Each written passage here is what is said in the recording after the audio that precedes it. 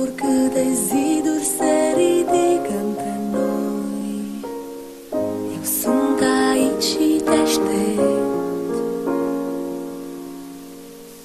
Oricâte vremuri se întâmplă între noi, eu sunt aici și te aștept. Atâta timp cât dragostea ta mă cheamă la tine, ea ține cu mine și într-o zi iubirea mea se va întâlni cu inima ta.